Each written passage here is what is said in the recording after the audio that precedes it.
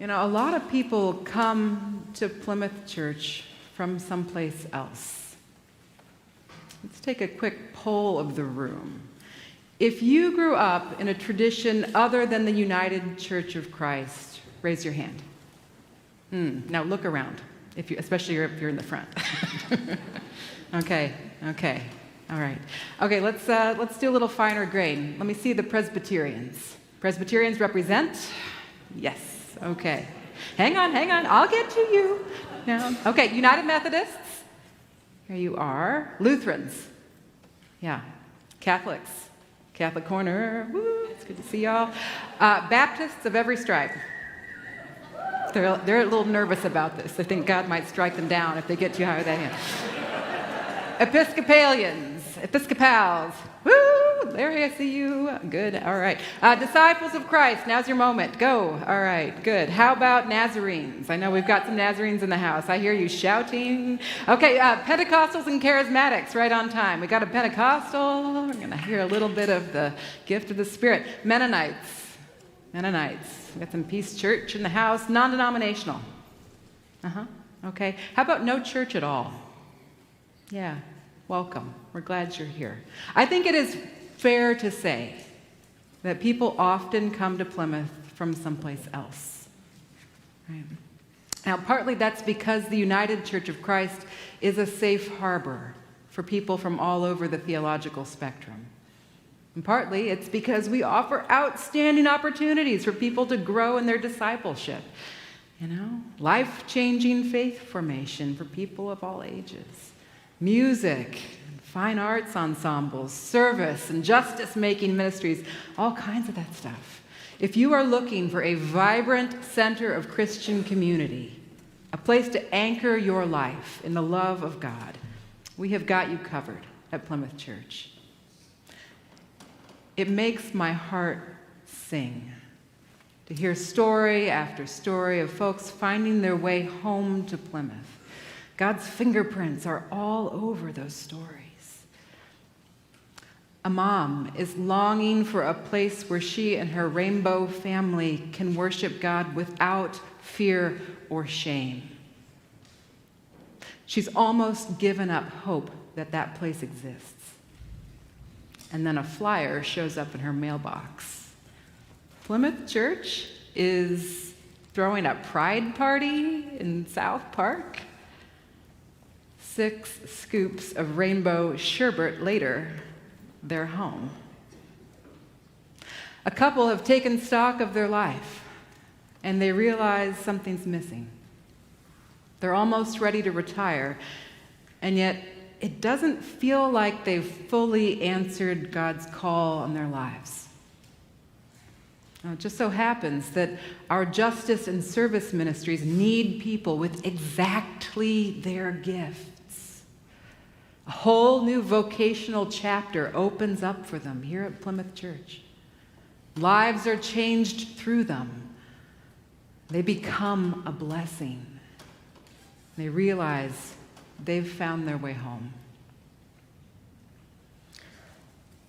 I believe that we are called into one another's lives for a purpose.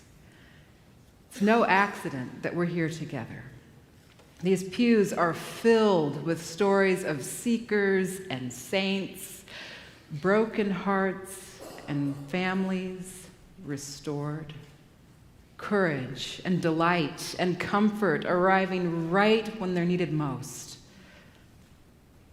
In these relationships, here, in the fabric of our shared life, in covenant groups, and service corps teams, and prayer team gatherings, and choir rehearsal, am I right? Yeah, and youth lock-ins, too, and Sunday school classrooms. I see God drawing us into one another's lives, working through us to bless the world, to make a blessing of us. This morning we heard a few lines from Jesus' Sermon on the Mount. This is his keynote address. This is where he lays out the framework for our life together. He begins with this litany of blessing. Blessed are those who mourn, for they will be comforted. Blessed are the meek, for they will inherit the earth. Blessed are those who hunger and thirst for righteousness, for they will be filled. Blessed are the merciful, for they will receive mercy. Blessed are the pure in heart, for they will see God. Blessed are the peacemakers, for they will be called children of God. Blessed are those who are persecuted for righteousness' sake, for theirs is the kingdom of heaven. Notice what he doesn't say. Jesus doesn't say, blessed are those who figured it all out, for they will finally be happy. It's on the editing room floor.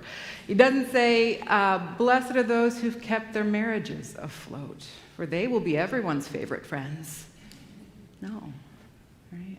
He definitely doesn't say, blessed are those whose children are excellent in sports and have amazing vacation photos, for they are so very #blessed. Nope. None of that here, not at all. Instead, he says, the blessing belongs to those who let their heart's deepest pain have its voice. Those who mourn will be blessed. Blessing belongs to the ones who hunger and thirst for righteousness and who are merciful, loving their enemies in the midst of the work for change. The realm of God is theirs, he says. They've already won. These humble ones will inherit the earth. This litany of blessing reminds me of the community of saints I served as a Jesuit volunteer in Birmingham, Alabama. They were the women of Aletheia House, which is a Medicaid-funded residential treatment program for addiction recovery. I worked there as a case manager. And so it was my job to shuttle folks from court appearances to doctor's appointments and supervised visits with their children. And friends, I'm here to tell you it was holy ground from start to finish. I could almost feel the sparks flying off of burning bushes filled with God's presence in our midst. And they felt it too. The language of blessing was their native tongue. I'm blessed, they'd say. You have a blessed day. Those aren't just niceties. In the context of their lives, bruised and traumatized, imprisoned and trafficked, soaked in grief, their litany of blessing, I'm blessed. Make this a blessed day. That litany of blessing took on a shine that I've never forgotten. May we also be like they who are blessed in their mourning, in their hope against hope, in the fierceness of their longing for the world to be set right, hunger and thirst for all that God has promised. And may we know deep in our bones, the purpose to which God has called us. We're not here by accident. No matter where we come from, we're called together here to become a blessing to our neighbors, to receive the blessing of this life together, and to shine our light with humility and great hope for all that God may yet accomplish in and through us. Thanks be to God.